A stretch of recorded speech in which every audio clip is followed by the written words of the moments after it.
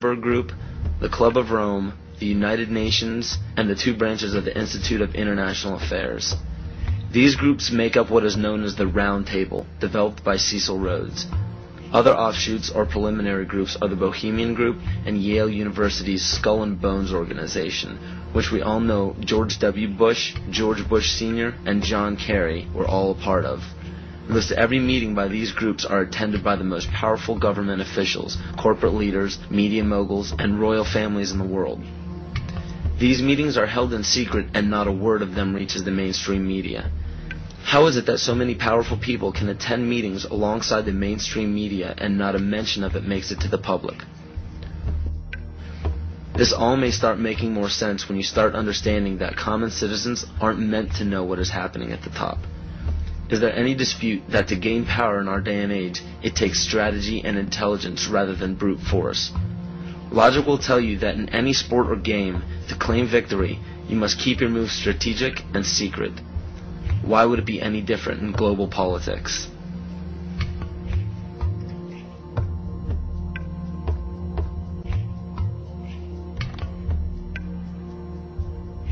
If I bring up Chess Master up here and ask him, what are the principles by which I can become a master of the game of chess, he'll say these four things. He'll say that you need a sense of patience. Now, if you don't have patience, don't even try to begin the game to learn it. He'll say you need a sense of timing.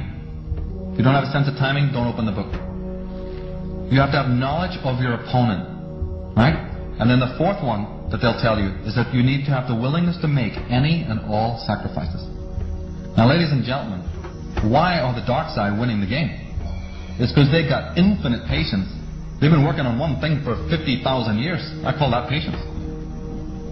They got a brilliant sense of timing because they know all about the astrology and the divination that we forgot, that our agricultural ancestors all knew about. Well, we're with the Julian calendar and we're not interested in any of that stuff anymore. We're slaves of the watch, but we don't know about the higher time to rule our own lives by. They have amazing knowledge of you. Right? They have intense knowledge of us, their enemies. And the fourth one is the clincher, isn't it? Because they're willing to make any and all sacrifices when and wherever they need to do it. But Adolf, that would break our treaty. You're a good guy. Why, you hate war. You wouldn't go back on your word. Are you kidding?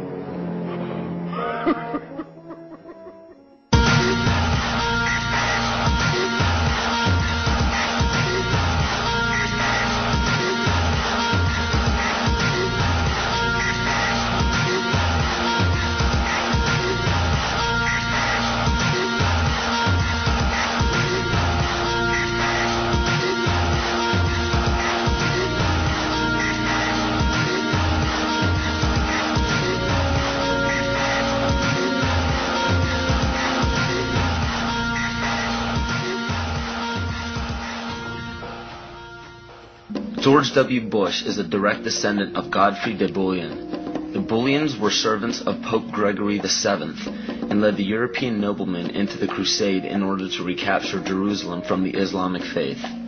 He became the first king of Jerusalem and Duke of Lower Lorraine, which was known as a major region for the bloodline linked to the Illuminati. Bush is closely related to every European monarch. He is the 13th cousin of Queen Elizabeth and Prince Charles. He also has kinship with every member of the British royal family, the House of Windsor. The House of Windsor is known for abandoning their German names after World War I due to criticism of the people. A lesser-known fact about the House of Windsor, however, is the heavy funding contribution to bring Adolf Hitler to power in the rise of World War II. The swastika is actually a symbol of the sun, referencing to the sun order of the occult. The word Nazi is actually Nazi, one of the Anunnaki children of Mother Goddess Ninharsag in the Sumerian texts. And even the word Holocaust is actually Yiddish for burn sacrifice offering. Heinrich Himmler was the commander of the SS and one of the most powerful men in Nazi Germany. Himmler was a seventh-ray occultist and was very influenced by the book Astara by George Luns, who was an Austrian mystic. This occult book mapped out the plan for a cleansing of ethnicities and bringing about one race, and to revive the ancient tradition of the Knights Templar of the Middle Ages. The Knights Templar were a group largely killed off by the French monarchy. The remaining Templar created many Masonic orders and secret societies throughout Europe, from which the Illuminati is believed to have originated. It's important to note as well that the Bush family's ancestor, Godfrey de Bouillon, was a Holy Templar himself. To this day, every single United States president, with no exception, has a direct bloodline relation to British monarchs. And on December 20th, 1993, George Herbert Walker Bush was knighted by the Queen of England as a Knight Grand Cross of the Most Honorable Order of the Bath for his leadership in the Gulf War.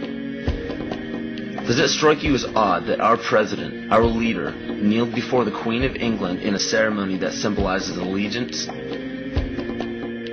So what does this all mean? It simply means that throughout every major civilization, political power has remained in a select few bloodlines, and it is desperately held in the same manner today. It is openly admitted to the public that major leaders worldwide are part of secret fraternal orders or secret meetings. But what is not disclosed to the public is the purpose of these meetings. So let me spell this out for you. The major leaders from around the world are part of a united effort to remain in power forever. To do so, the people are lured into the trap of perpetual debt, making it impossible to be repaid by the people. So in turn, all property and assets will be repossessed by the debtor. For those of you who are unaware what it means when a government owns everything of yours, it's called socialism. All of this is part of an ultimate goal of the mystery religions. The mystery religion is the paganism we've been talking about all along. But the pagan religions known to the public today are nowhere near as involved as the mystery religion. It is much less confusing than you think. Try to imagine this practice as less of a religion and more of an ambition. The ambition is to reach enlightenment. There is no superhuman intelligence or fantasy involved in this. The gifts of God are very simple. Omnipresence. The power of one being or consciousness to be everywhere at once. Omniscience. The power of knowing everything that can be known. And omnipotence. To have unlimited power. We see all of this today. It cannot be denied.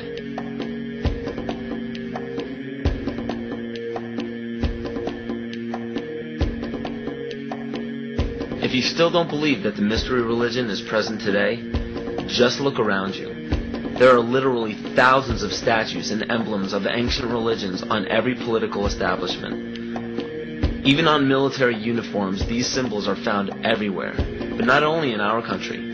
The same emblems are found on every nation's military uniform. And why would this be? Because a life taken at a chosen time, place, and a specific manner, it becomes a sacrifice. And to further illustrate this point, on March 20th, 2003, President Bush launched a bombing of Baghdad at 5:50 Baghdad time. This lasted into March 21st. It was called shock and awe by the mainstream media, but according to the mystery religion, this date is known as the Eve of Ostara, more commonly known as the spring or vernal equinox.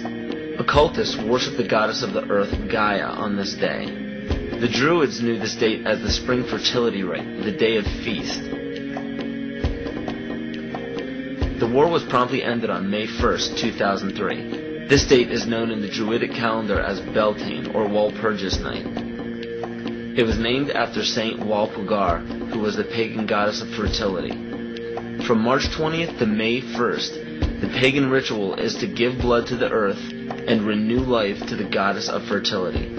What better time frame to declare a bloody war on the days of a ritual sacrifice and end it exactly when the pagan ritual ends? The parallels are uncanny. These are all facts written in many different sources around the world and are available to anyone to discover. Connecting the dots is up to you, but make your own decisions instead of settling for conclusions that others have put in place before you.